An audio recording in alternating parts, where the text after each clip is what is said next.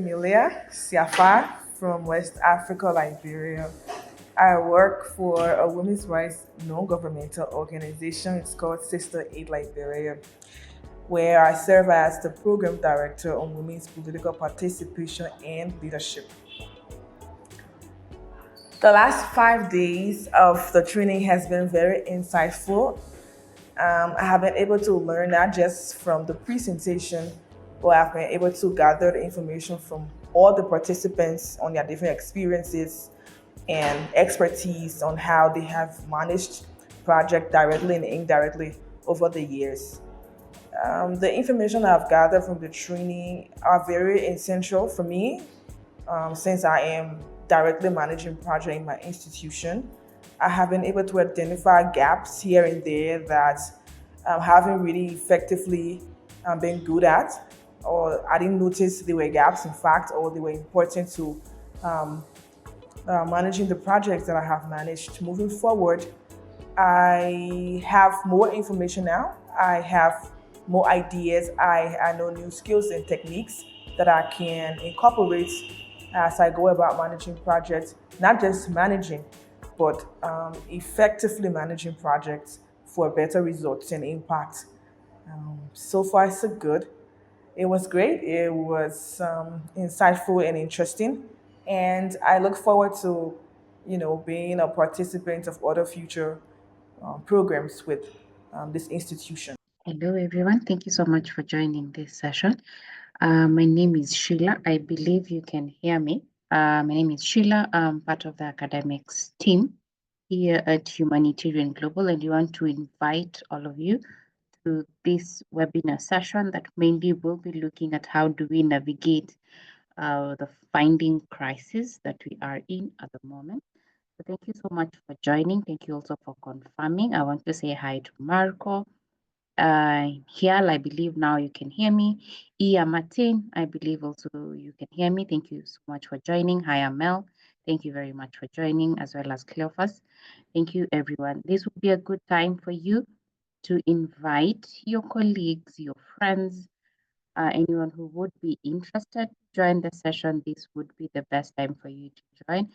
Let me say hi to also Abdirahman, Patrick as well. We have Linda. Thank you so much for joining, as well as Babulo from Ethiopia. Thank you everyone for taking the time to be able to join this webinar. The webinar will flow as follows. We will start with a bit of introduction from the Humanitarian Global team, and then we'll later follow with a bit of what we have in store for you in our calendar for the year 2025. And then from there now we'll have a session with our experts for the day, and then have a session for a bit of question and answer, where we get to ask the questions that we have based on what was discussed. So with that, I think I would want to bring on board my team to be able to just say hi. We'll start with Brian. Brian, please just say hi to Thank you, Sheilah. As you've heard, Brian over here, part of the technical support team that ensures this event is a success. So thank you very much to everyone that has joined, that is. Great. Thank you. Thank you so much, Brian, for that. Then we will have Shadrack. Shadrack, please say hi. Just hi. Hi, everyone. My name is Shadrack Biwott. I'll be the facilitator for the day. Thank you.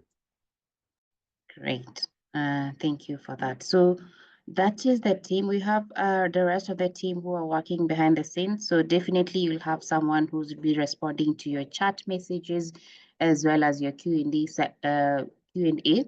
What I will request is just drop a shout out on chat feature just to tell us who you are and which country you're listening from. If you have any questions as we go through the presentation, I'll also request that you drop it at the Q&A section. If it's just a comment or a clarification, then you can use the chat feature for that. So with that, I'm seeing Ibrahim. Hi, Sani Mohammed from Nigeria. Thank you so much for joining. And then we also have Loboy Simon from South Sudan. as well as Samantha from Malawi. You're very much welcome. Please invite your friends and your colleagues as well, even as we officially start the webinar. So with that, I would want to bring on board Brian to give us any new updates from Humanitarian Global. Welcome, Brian. Thank you, Sheilah, for giving me this opportunity to go through some of the events that we have in the 2025 calendar year. So could you confirm whether you can have a look at my screen, Sheilah? Yes, we can see your screen. Yes, so these are probably some of the most popular events that we have. And we'll be sharing a link to this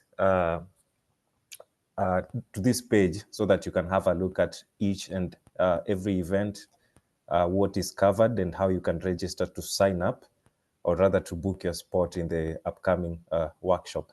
So as you see on your screen, we do have a lot of workshops, including areas like proposal writing, fundraising and resource mobilization, grants acquisition, finance management, social and behavior change communication, just to name a few, among the others, such as data analytics using various softwares. And the one that is beginning on Monday is the leadership and project management for NGOs training workshop. So if you are interested in either of those areas, we'll have a link on the chat section, either now or throughout the webinar or during the end of the webinar. So stay through until the end so that you can have access to the link so that you register. So for this particular webinar, we are promoting our next training workshop, which is fundraising and resource mobilization. It's going to happen as soon as this Monday, as from the 3rd. Let me just share the calendar. We do have a comprehensive calendar that has all the dates for the calendar year 2025. So you'll also have a look. If you're interested in proposal writing, we do have a class that is ongoing right now, but it's coming to an end. But worry not, we do have another session for proposal writing coming through in the month of April, together with social and behavior change communication. So if we have your details in our database, we'll be sharing this calendar alongside the pre-recorded video in case you missed the webinar or in case you drop out, alongside the PPT slide that will also be used in the current webinar. So for the fundraising and resource mobilization, we do have it happening as from the 3rd to the 14th of March, 2025. So that's a 2-week period, Monday to Friday, 2 hours in the evening, 7 to 9 p.m. East African time is when it will be happening. And we also have the option of you traveling to Nairobi, Kenya. If you'd like to visit Nairobi, Kenya, if you'd like to pay us a visit, we also have that option. It begins on the 10th of March to the 14th of March, which is a 5-day period. So if you've wanted to always visit Nairobi, if you've wanted to always pay a visit to Humanitarian Global, this is the opportunity to make sense of it. So we have other trainings such as leadership and project management, also beginning on the 3rd. Link will be shared in the chat, as I've mentioned. Environmental and social safeguards. A list of a lot of workshops happening in the calendar year 2025. And if you don't find what you're looking for, you can scroll down. These are customized workshops that you can request, and then we probably organize. If you want your team trained, if you have an NGO and you'd like their capacity to be built, basically, you can actually consult us in that regard. So back to the fundraising and resource mobilization for NGOs, which is our main area of focus today. So that workshop will help you define and understand the concept of fundraising and its importance for NGOs. It will also help you create a comprehensive fundraising plan, of course, with measurable objectives and timelines. You'll also get to learn how to assess the organization's capacity and readiness, and also to leverage networks and partnerships. You'll also get to understand donor life cycles and tailor engagement strategies accordingly. You also get to explore a variety of fundraising techniques, understand legal and ethical compliances. Finally, learn how to create and manage budgets for fundraising initiatives, among many other resourceful areas in fundraising. Of course, I won't mention everything because of time. And so if you'd like to register for this workshop, please click on the link. We'll share the link. If it's not been shared, we'll share it during the webinar. You can register as an individual. You can also register as a group if you have a team and you like to study together, which makes it more interactive. You can also register as a group. So that's it from me today. Back to you, Sheilah, and we do hope that you'll get to join us in Monday's class, basically. Remember, it begins on the 3rd, 7 to 9 p.m., runs up to 14th, 2 weeks, 2 hours a day. So thank you very much, Sheilah, for giving me this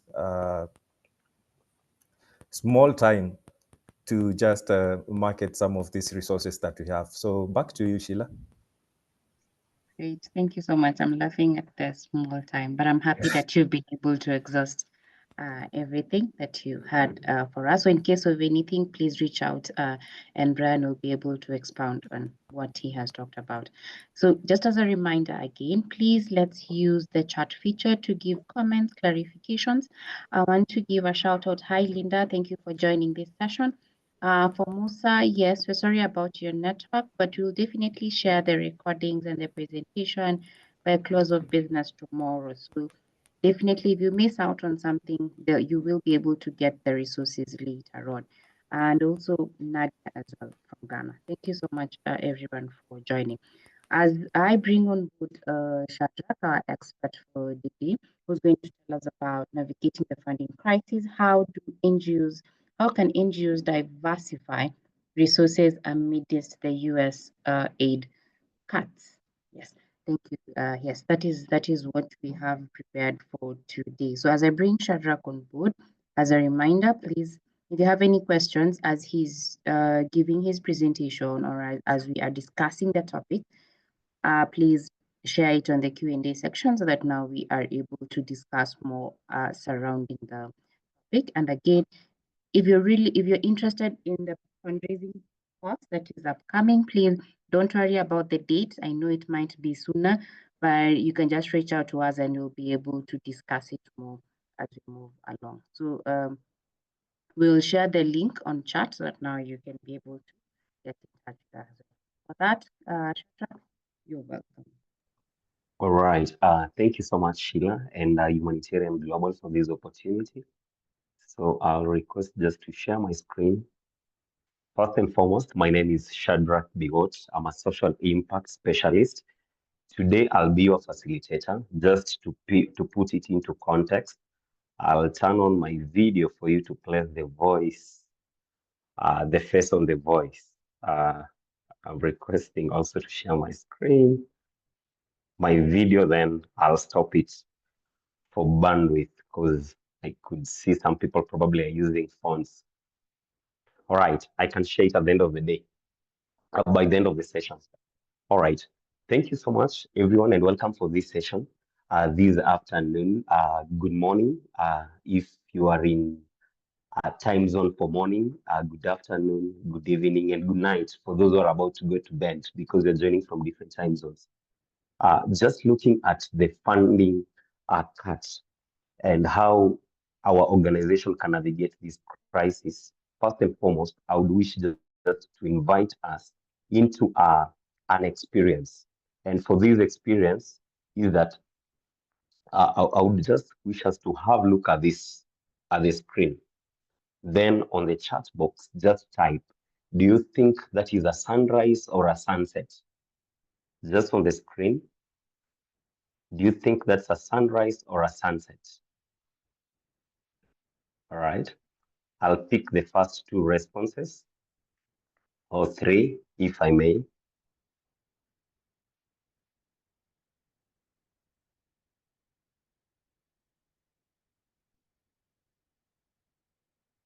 All right. I could see someone saying it's a sunset, someone saying, I think it's a sunset. Saddam is saying it's a sunrise. Simon is saying it's sunrise. Jemutai is saying it's a sunset. All right. Thank you so much for that.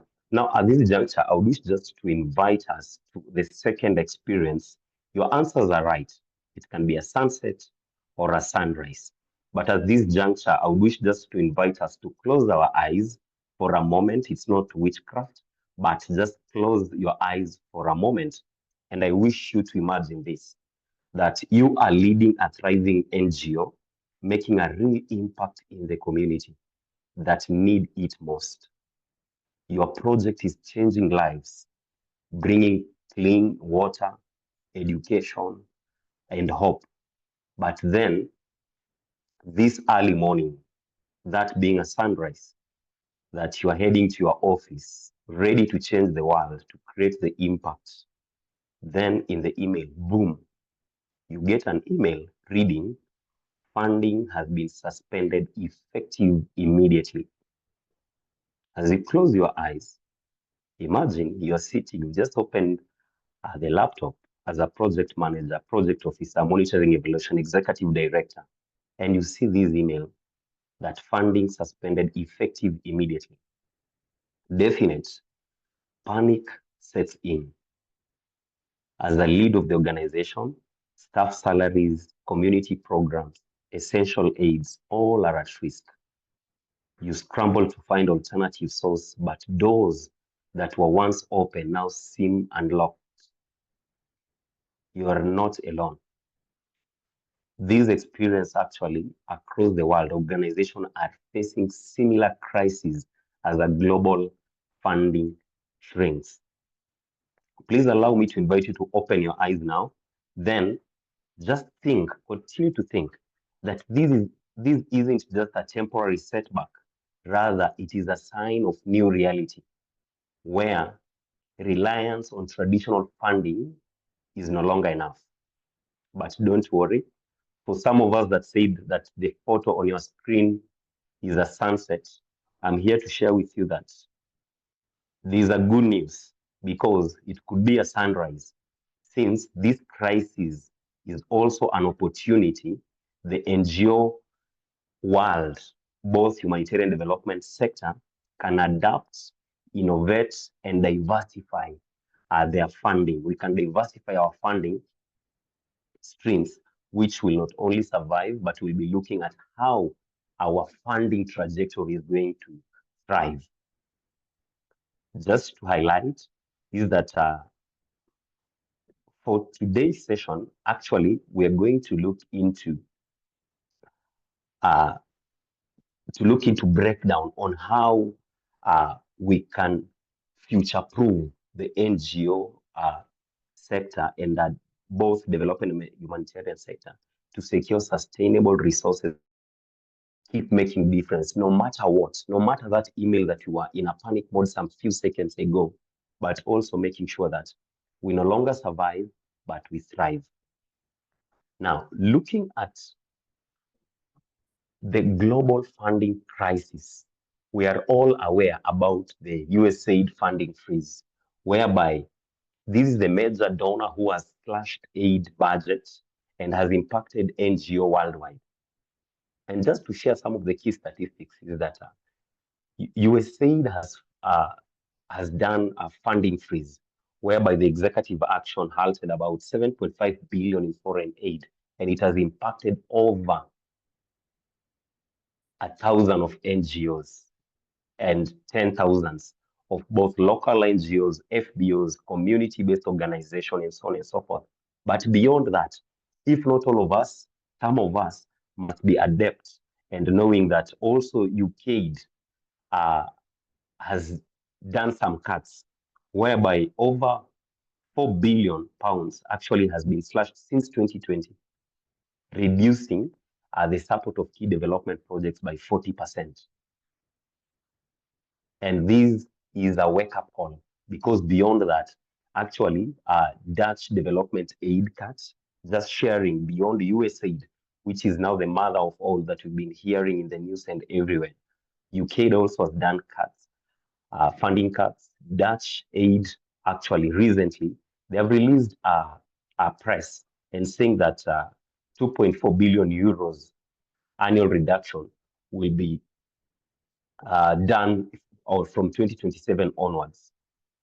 And the second thing is that aid of percentage, that is GNI, that is the gross national income, dropping from 0.62% in 2024, it will drop to 0.44% in 2029.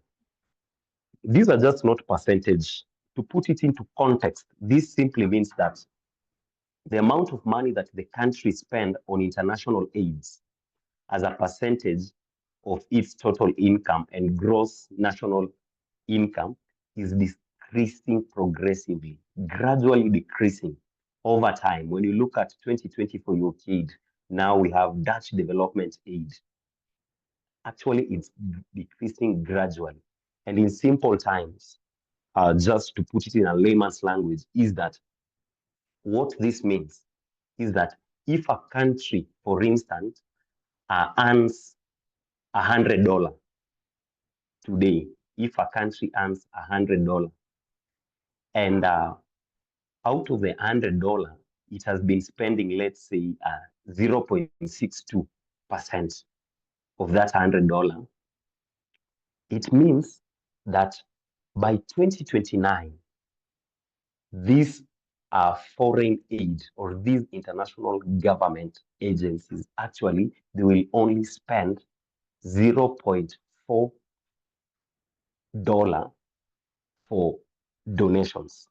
And this drop means less money for NGOs, development projects, and humanitarian aid worldwide. So those are the key things that we need to look at. And more statistics, you will learn that even gender programs and education and climate funds has been slashed by 50% to 100% for Dutch aid. Not to mention our World Bank projection, whereby the global development assistance is expected to decline by 15% in the next 5 years. Is there still hope? I don't know. Probably you can tell me.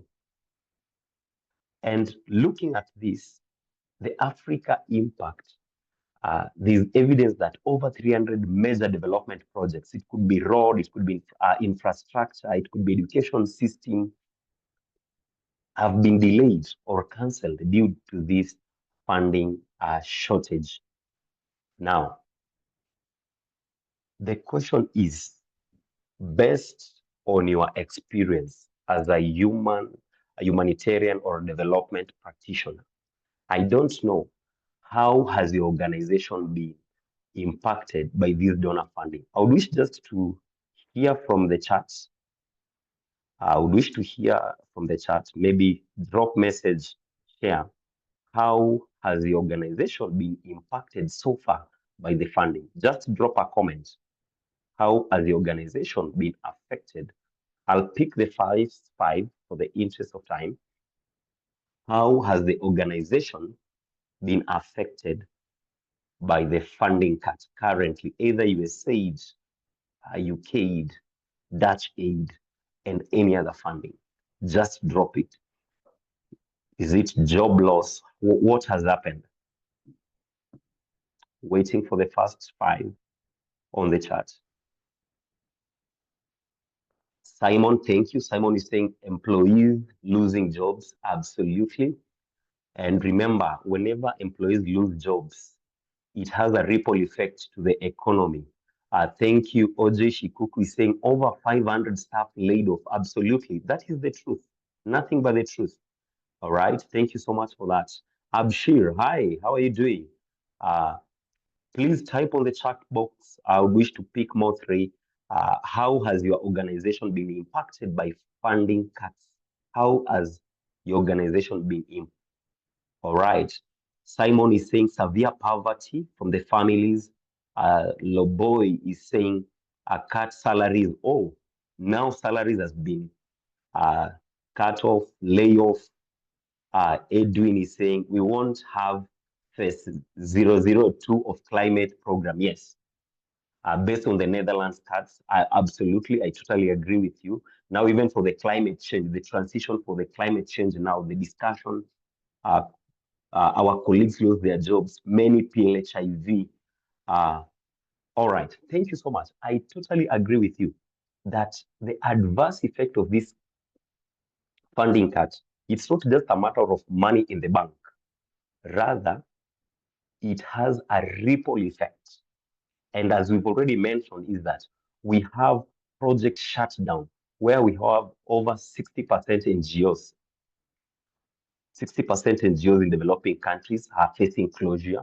Loss of jobs, where we have over 500,000 humanitarian jobs are at risk of are at risk globally due to funding cuts. For example, we have IRC, International Rescue Committee, just looking at the recent report.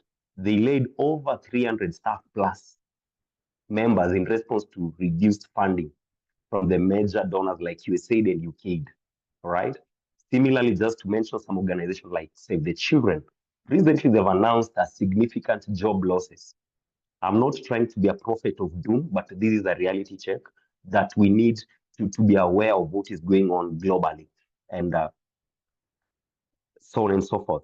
So this ripple effect of these layoffs actually extend beyond the organization, extend beyond us as staff of the organization, and affecting millions of beneficiaries who rely on critical aid services.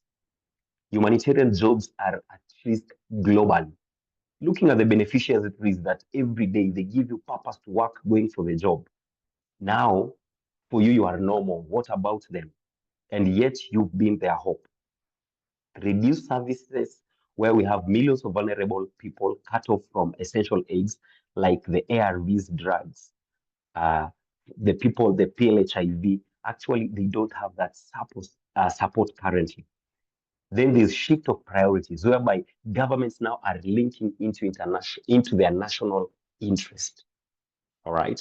There's a quote that says, "The hand that feeds you controls you, but as you feed them now, those international entities that have been feeding us, now they have gone back, they're retracted and going to do some of their housekeeping, just to make sure that they are trying to align their national interest and prioritization."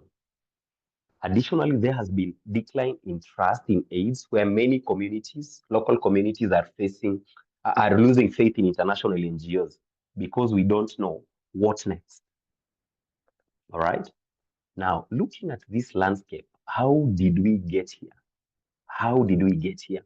Honestly, it's not that something that has come within a snap of a finger, but it's through our traditional fundraising strategies, where most of the time we've been so dependent on donors, where it has created over-reliance on the funding aid from the donor. And for this dependency on large grants, this stems from our vulnerability to policy shifts. For example,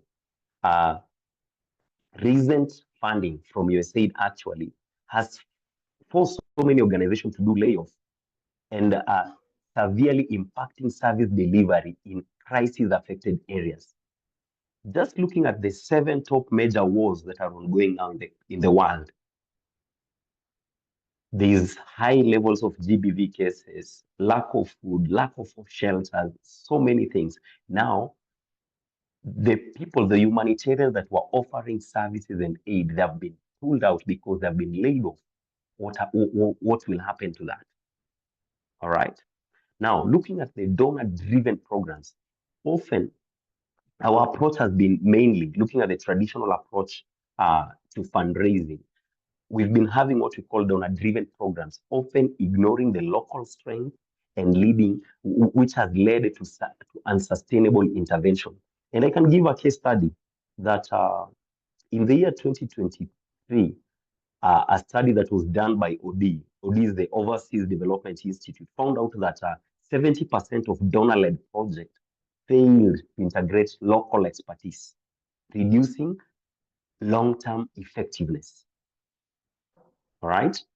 I just want you to do an introspection and think those fundraising in your organization, who has been doing fundraising for your organization? Are they the local experts or the international experts? Now, the local experts, the international experts have gone back to their countries. What will happen to our organization? Is there any future? The other key component in relation to traditional fundraising is funding delays, where it has disrupted program continuity with some projects halted indefinitely. A case scenario, UNHCR reports that highlighted delayed disbursement caused food shortages in refugee camps, worsening humanitarian crisis. So our approach to fundraising, which has been traditionally embedded through dependency on large grants, donor-driven, allowing donors to take control of our sustainability and future, and funding delay actually has crippled actually our fundraising strategy. Now, how can we diversify with all that problem and the challenge that we are currently in? How can we diversify our resources amidst this funding cutting? How should we go about? Here are the top 5 strategies to secure long-term funding, whereby we as NGOs, we can diversify our resource amidst cut aids. And number 1, we need to look at what we call a social enterprise model. And for the social enterprise model, here we need to relook as humanitarians and development organization, and even us as experts. Probably for now, we might say that we are still safe because we are not funded by USAID, we are not funded by Dutch aid, we are not funded by UKAID. But I want you to take a pause. What about your funder tomorrow says that they are joining US and make sure that they're doing housekeeping for their country? What will happen to you tomorrow? And for you as an organization leader, what will happen to the organization sustainability? And whenever I talk about organization, it's not that our organization exists because of the community. That community exists because of our organization. Remember, our organization exists because of the community. So when I talk about organization, I use that as a referral entity, but the ripple effect trickles down to the beneficiary. All right. Now, the first model is for us to look at social enterprise model. We need to relook and rethink how do we generate revenue through services and through products. And I can give example for BRAC. A BRAC, a Bangladesh-based organization, actually established an enterprise such as dairy and poultry farming to fund its social program. All right? You can research about their model and see how can we diversify such that as we reach out to the community, we also make sure that our sustainability is at par. The other thing is looking at how local and corporate partnership can strengthen our long-term funding, where we need to look at engaging business and community investors. For example, we have Aga Khan Foundation, where we are really familiar with, and you can still research about Aga Khan Foundation, where it partners with corporations to fund large-scale development projects. Like currently, they have a university, all right? Then still it supports its sustainability. Then the third key component is that we need to relook at individual giving and crowd funding, where we need to tap into grassroots donors. An example is Give Directly, where they do a cash transfer program, which has successfully raised millions through crowdfunding campaigns, directly benefiting the beneficiaries. And how does this work? This is whereby for crowdfunding, it's not guided by the political landscape, but at individual giving. We have philanthropies who donate and give. And fourthly is for us to look at impact investing and grants. And for this, shortly I'll be just highlighting what do I mean by impact investing, because as a specialty in social impact, just to bring that into context, whereby we need to explore alternative financing models, whereby we need to adopt strategies for the like of Acumen and Nonprofit, where its impact investment fund supports social enterprise through patient capital. All right. through patient capital. And for this, probably you are wondering, how do we go about this? Don't worry. We are having a comprehensive fundraising training and resource mobilization training, whereby we can have deep dive into these components for us to realize how do we go about this, securing our future and funding. Lastly, is making sure that we build stronger donor relationship. My friend once said that now we are talking about fundraising, but at the end of the day, it's beyond fundraising. Instead, it's friends raising. So we need to look, how do we cultivate, nurture friends who are able to give us funding? So it's more of friends raising. And for building stronger and donor relationship, here we are looking at making sure that we focus on retention as a key component. All right. It is quite interesting just to mention is that it is proven that NGOs with diverse income sources are 50% likely to survive such crises that we are currently in. Now, I would wish to pause there and just challenge our thoughts, just to drop a spanner in the works. And before I share this, at any given time, whenever you go to a shop, on the chat box, just drop maybe in the next 1 minute. Whenever you go to a shop and you want to purchase your favorite, let's say bread is a common denominator in every place. Bread, you want to purchase bread. Whenever you're going to a shop, you want to purchase bread and you are giving money in exchange for bread between you and shopkeeper, who is the customer. Just drop it there. Answer between you and shopkeeper, who is the customer. Who is the customer? If it is me, write me. If it is the shopkeeper, write shopkeeper. Between you and the shopkeeper, who is the customer? On the chat box, I'm waiting for 3 comments. Whenever you go to a shop, you want to purchase anything. In case you don't eat bread, just think of anything that you're going to purchase from the shop. All right. Both of us, Saddam is saying both of us are the customer. All right. Who is the customer? Between you and the shopkeeper, you're going to purchase bread. Who is the customer? All right, I'm waiting. Please, let's be proactive. Me, shopkeeper, me, I'm the customer. All right, I'll just pick. Okay, thank you, OJ. Thank you, Alex. Thank you, Linda. Thank you. All right. Yes, customer is that person who pays always. All right. Now, for this case, I would just wish for us to rethink about fundraising as a business model. For the longest time, at any given time, we've been receiving aid from the donor. Have we ever sat back and asked ourselves that if the donor is giving us money, what are they buying? Thinking as business. Because donor, if we say someone who gives money is the customer at the end of the day, and you are saying now that donor has been giving us money, then what has donor been buying from us? If donor has been giving us money, then what have they been buying in exchange for that? All right.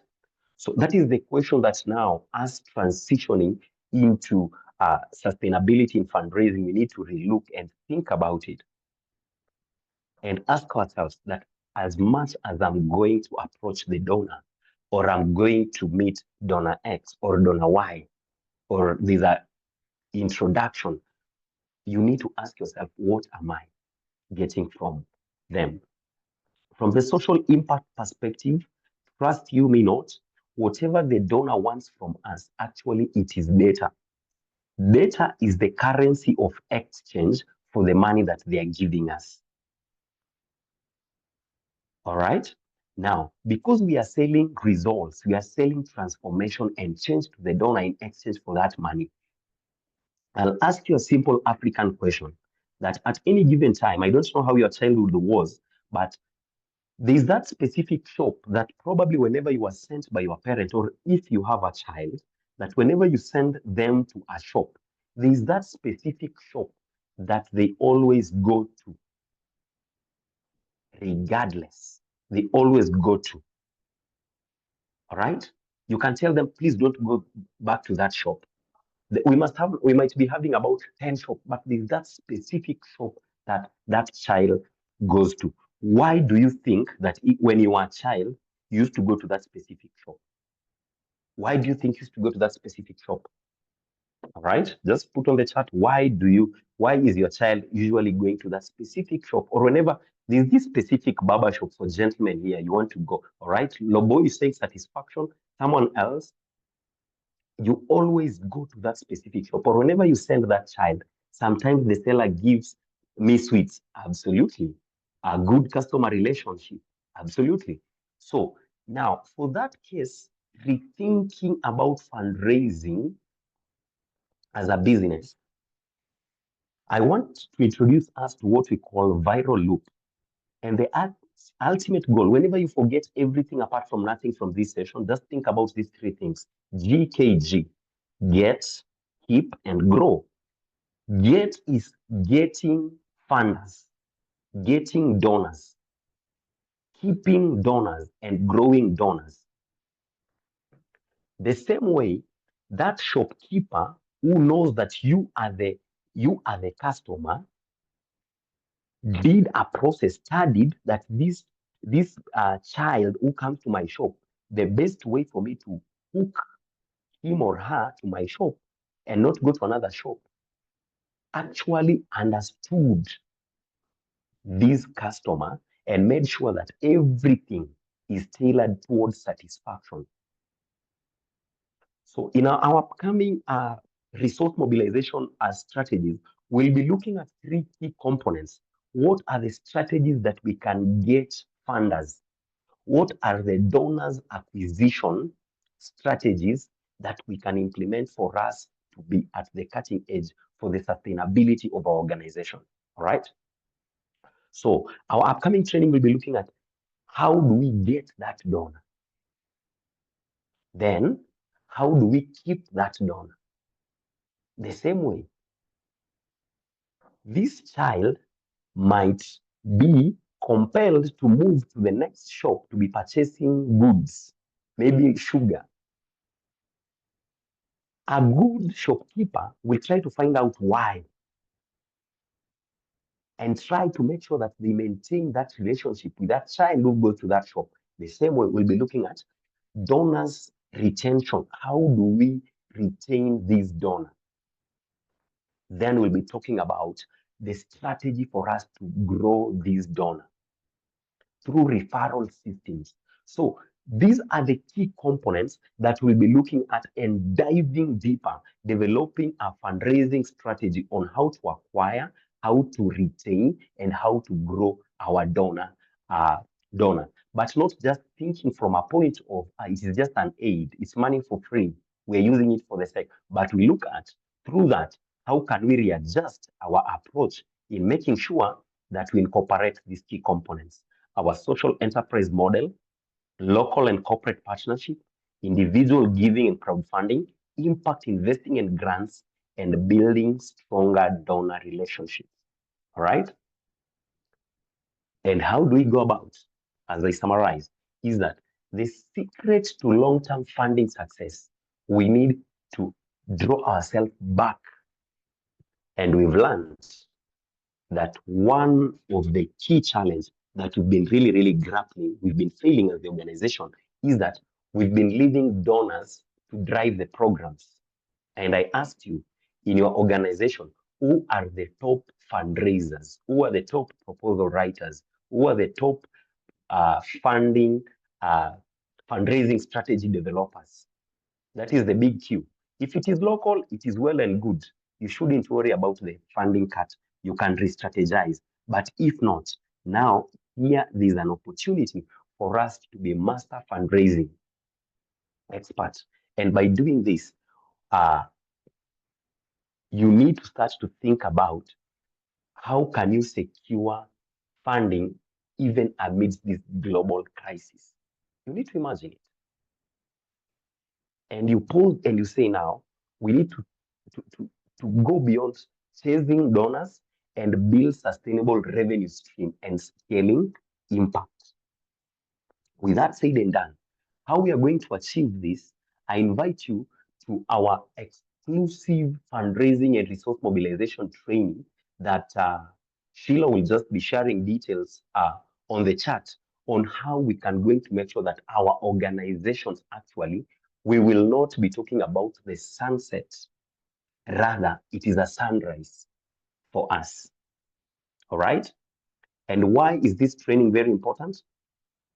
Number one, you should sign up for this training because I will have proven techniques to make sure that we secure funding, even if we're in a tough economic times.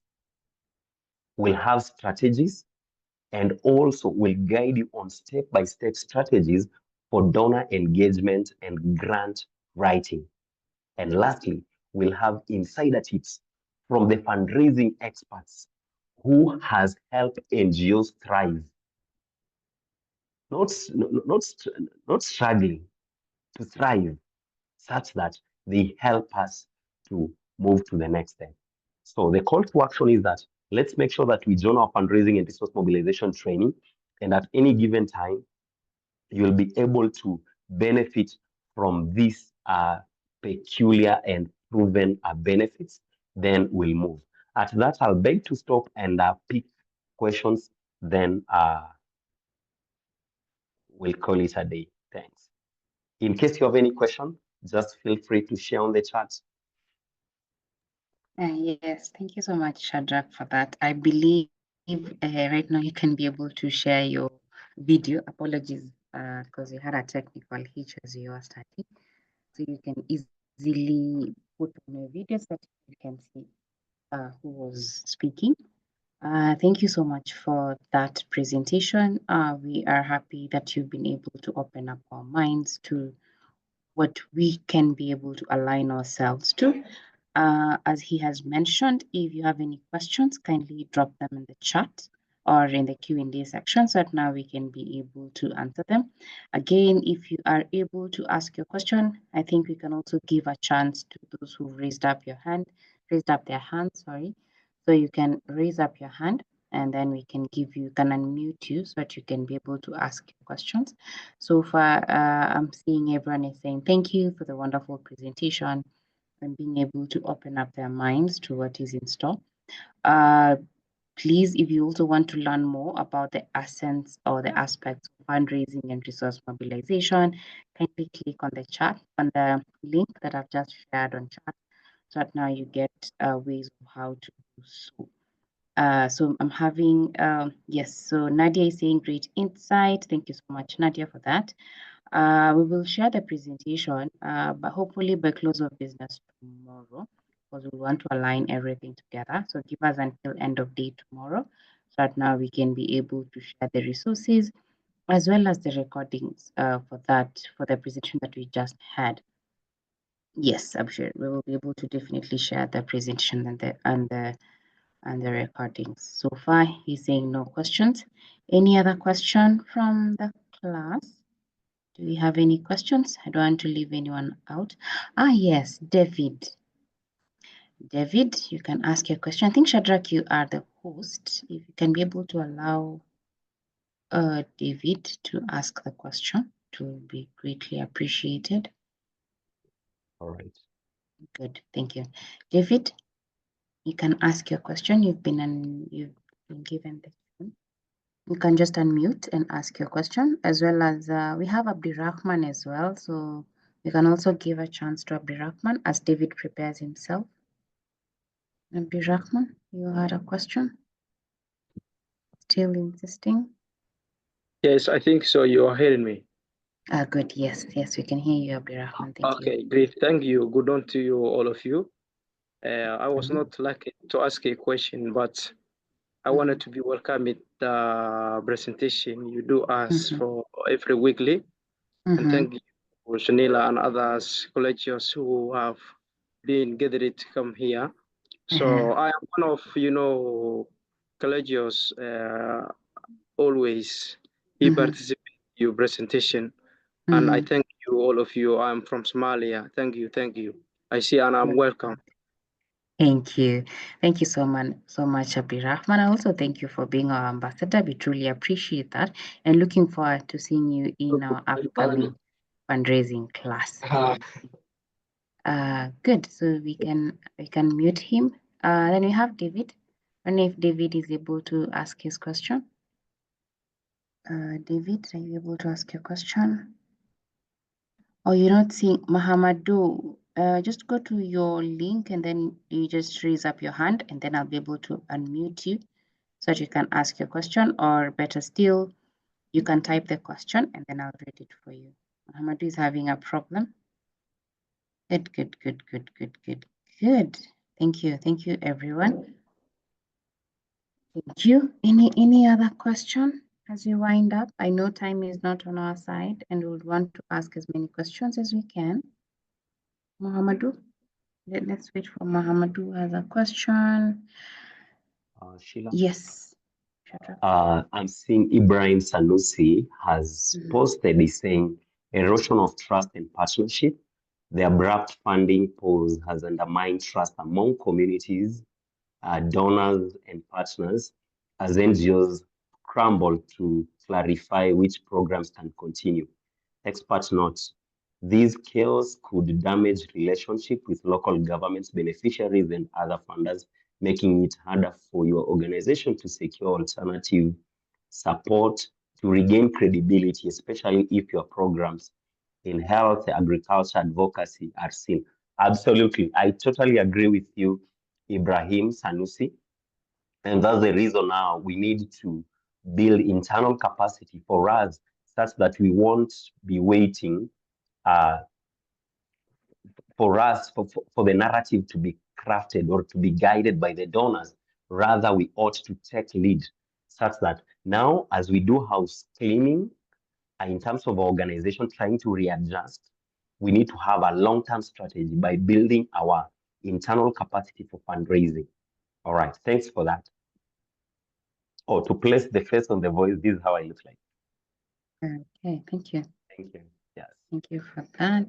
I think that's pretty much it. I was hoping that Mahamadou will write his question because he has a very burning question, but he's not able to raise his hand. I'm not sure if I can be able. Can you spot him on the participants list and just allow him? Mahamadou Abdurrahman Maiga. Yes. Yeah, provide him a chance to ask his question. Yes, Mahamadou, you're able to ask your question. Please unmute and then you can ask your question. I don't know, maybe Mahamadou? Yes, unmuted. Hello. Good. You hear me now? Yes, we can hear you. Okay. Thank you very much for this opportunity and this presentation. I'm Mahamadou, humanitarian worker from Mali. And so I want just to ask if we can have a presentation support and asking what are sources of some data that I have seen in the presentation relating to the number of humanitarian workers affected by this fund lost and humanitarian organizations that are affected. I have other questions about suggestion and recommendation that you done in the presentation. For example, you was asking about social enterprise model. I don't know how we can go in this model of social enterprise and continue to do humanitarian activities and respond in some financial charge for our enterprise. But in because in my understand, the social enterprise can do humanitarian activities, but how can it get fund and the resources to respond to some financial cost? My second question is about your suggestion or a recommendation to go for the individual giving. like you know, our African solidarity model is a very directive giving. So someone who wants to do some humanitarian action will want to give is given directly, but not to give this money to organization for doing humanitarian activities.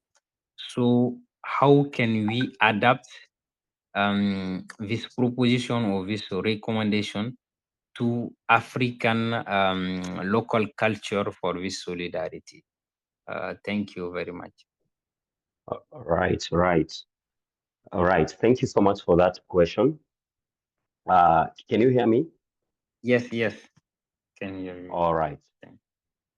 Thank you for that question. Number one, just looking at your first question in terms of about the statistics of the organization based on how many organizations have been affected, I can say that the number keeps on growing. So we can't pinpoint for now and say this is it. It hasn't stabilized. It's like whenever you are having a new infection rate and people are still trying to figure it out. So it keeps on increasing way beyond just the organization. The number of people losing jobs at the end of the day, uh, the number of beneficiaries not reached. So it keeps on increasing. Just to mention, your two questions are very, very critical, but just to share in brief, is that how can humanitarian organizations diversify to social enterprise while still supporting humanitarian aid? Is that at any given time, first of all, there needs to be a mindset shift. That is the reason now we need to look at fundraising as a business and not as just giving for the community. All right. And for that is that we must also find sustainable ways to fund our work. And one of the effective approaches that I already mentioned is social enterprise model, where we can create revenue generating business while still providing uh, humanitarian service. How does this work? I'll just do high level. Number one is making sure that we have what we call service-based enterprise, whereby our NGOs, we need to relook on how we can offer paid service related to our expertise. For instance, I can just pick Red Cross offers first aid training. That is one of the social enterprise. There's another organization called Health NGO, which run affordable clinics for paying patients while offering free services to the vulnerable group. So that is how we are going to look at it. We have product-based enterprise, whereby NGOs can still sell goods while reinvesting earnings into the humanitarian work. Think of solar aid, where solar lamps off-grid communities using profit to expand access to clean energy. In terms of agriculture, what one of participants had asked in the group, in the chat, agricultural NGOs can sell surplus farm produce to support food security projects. Look at microfinance and social investments. We can look at providing small loans or financial support to local entrepreneurs, which it can sustain both community and NGOs. And you can study more about the model from the BRAC International in Bangladesh, where it runs a microfinance program that funds women-led business, generating income while uplifting the community. So we need to look at that model. And this just to mention, and more reasons for me to recommend that you need to subscribe for fundraising and resource mobilization training. Because beyond the key strategies that I'm mentioning, there are different steps. There are key things that we need to learn. So I invite you to our training just to diversify, also to look at what are the methods or approaches that we can support individuals or us as African organization or maybe third world countries or developing countries, we can now inculcate individual giving within African context through starting small. Individual who are passionate about our social change. How can we create those strategies that are impact focused? How can we leverage on digital platform such as crowdfunding or selling products online to scale our impact? How can we partner with other organizations such that we have a shared value and now change the landscape of and the trajectory of organization? So we have so much in store. I was just giving you snippets to make sure that I would really recommend, sir, that if you can just join our coming class, it will be really, really interesting for you also to learn more and share the ripple effect. Then you can be a center of excellence in Mali, such that other organizations will be coming and ask you, sir, how did you do it building your social enterprise? How did you build a relationship in inculcating individual giving to organization? Thank you so much for that. Great. I believe you can. Back to you, Sheilah. Sorry about that. So thank you so much for this. I believe you can still hear me.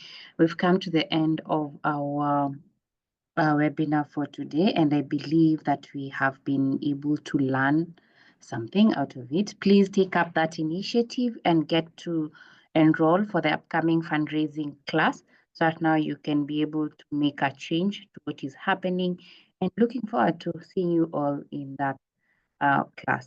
With that, I think that marks the end of our webinar for today. We'll also again share the recordings and the presentation by close of business tomorrow. So do check your emails tomorrow, so that now you can get the resource and review it through, listen to the recordings one more time, so that now you can pick up on what you missed and align it to your plan.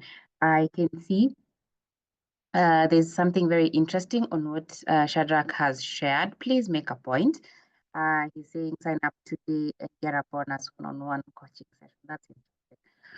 So make a point and just join, or you can share with us your contact details on Q&A, and then we'll be able to call you after the session, so that now we can discuss on how best you can join the class, and even how best you can improve in your day-to-day activities in the NGO.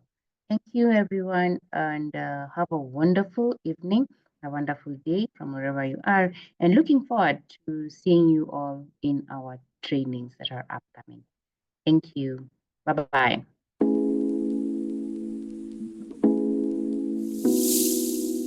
My name is Evans Chepkwony. I'm the Operations Director at Beam Children's Foundation, a non-profit organization working in Tarbo, Eldoret, Kenya. We provide educational scholarships and mental health counseling to vulnerable children in the slums within Tarbo.